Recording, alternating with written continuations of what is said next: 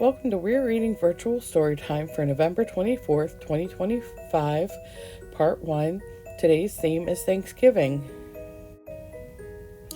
Annie and Snowball and the Thankful Friends by Cynthia Rylant, illustrated by Susie Stevenson.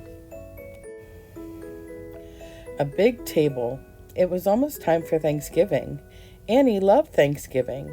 This year she wanted to have a big dinner in her new neighborhood.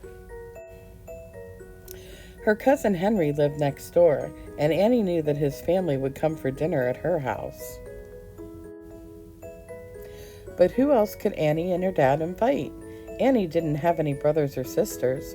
She didn't have a big family of her own. But there was a big table in her house, and she wanted lots of people around it.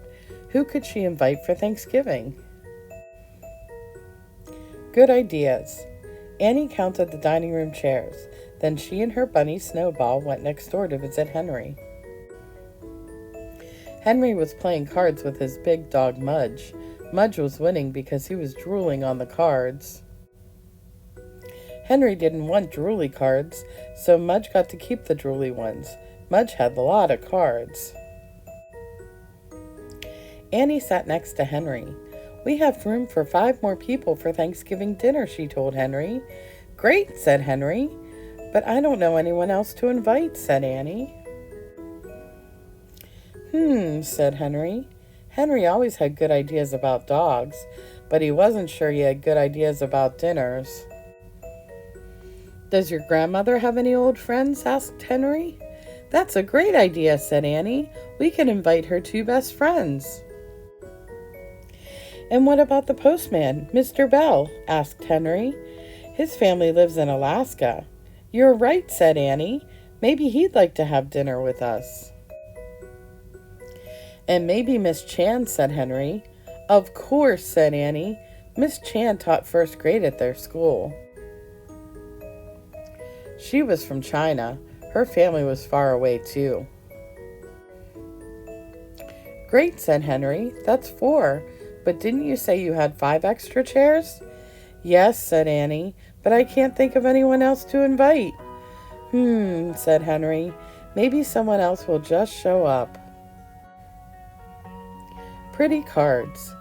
Annie asked her dad if she could invite more people for Thanksgiving dinner. He said sure, so she made little cards.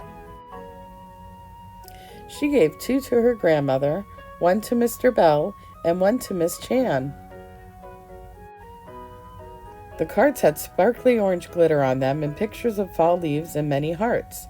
"Please join us for Thanksgiving," the card said. Annie hoped everyone would. Thankful. On Thanksgiving Day, Annie was very excited. She dressed up in an orange corduroy jumper and orange tights and shiny brown shoes. "I want to look pumpkin-y," Annie told her dad. Snowball looked pumpkin-y too. She was wearing a sparkly orange bow. Annie set the table while her dad cooked the dinner. Annie brought out all her favorite teapots and teacups. She made place cards and set them in little pine cones. She gathered fall leaves in a big basket for the table. It all looked beautiful. Then everyone arrived. Grandmother's friends met Snowball and Mudge. Mr. Bell met Miss Chan. Everyone that new met everyone old. Then they all sat down to eat. Annie said the blessing. "We give thanks for good food and good family and good friends. We give thanks for snowy bunnies and drooly dogs. We give thanks for everything." Then her dad carved the turkey and they all had a wonderful dinner. And just as they were finishing up, who walked through the front door? "Aunt Sally," said Annie and Henry. She was a surprise. She had flown all the way from California, and she had crackers and carrots in her pockets. Annie's dad pulled the 11th chair to the table. "I am thankful you haven't eaten everything," said Aunt Sally. Then they all had a second helping as Thanksgiving dinner started all over again. The end. We're going to make a fall leaves wreath. Your craft to go kit is from Oriental Trading.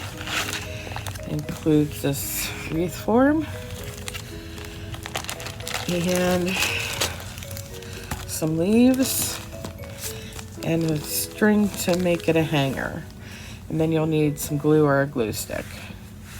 The first thing we're going to do is we're going to open up the leaves. Slide those out. And we're going to go ahead and tie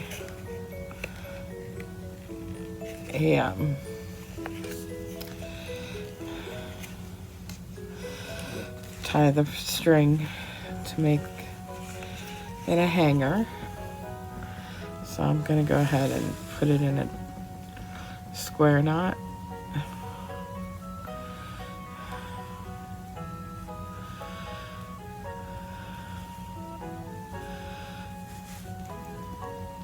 That should hold.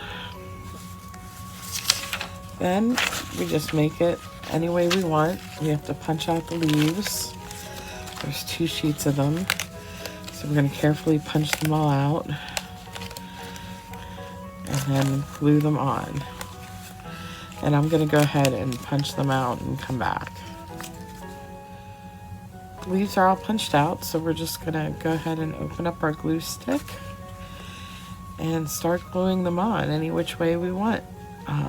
There's no requirements here.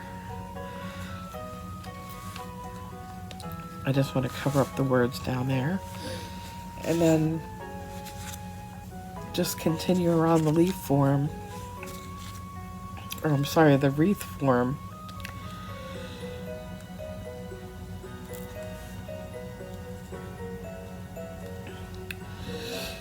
And that's all there is to it. I'll be back when it's done. Okay, I glued all the leaves on. See how some are overlapping. Try to cover up most of the yellow, but some of it still shows. You can do it so that it doesn't. But that's what I did. And there you have your fall leaves wreath.